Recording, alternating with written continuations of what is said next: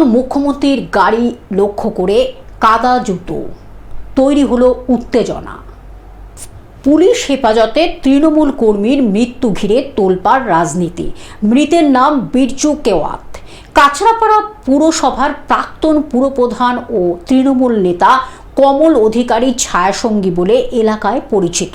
তোলাবাজি সহ একাধিক অভিযোগে শুক্রবার তৃণমূল কর্মী বিরজু কেওয়াতকে গ্রেফতার করে হালিশহর থানা। পুলিশ সূত্রে খবর, শনিবার ভোরবেলা আচমকা অসুস্থ হয়ে পড়েন ওই তৃণমূল কর্মী। তারপরে তড়িঘড়ি করে তাকে কল্যাণীর JNM হাসপাতালে নিয়ে যাওয়া হয়, কিন্তু চিকিৎসকরা তাকে মৃত ঘোষণা করেন।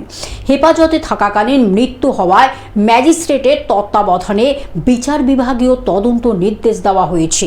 যদিও মৃতের পরিবারের দাবি, পুলিশের মারেই মৃত্যু হয়েছে বিরজুর।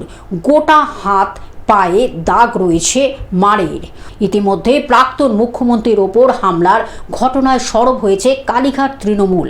সোমবার বিকেল 3টে থেকে 4টের মধ্যে রাজ্য জুড়ে প্রতিবাদে নামবে কালীঘাটপন্থী তৃণমূল কর্মী সমর্থকরা। রাজ্যের সমস্ত ব্লকে ব্লকে কালীঘাট তৃণমূলের পক্ষ থেকে হবে ধিক্কার মিছিল। Bureau report, globe news.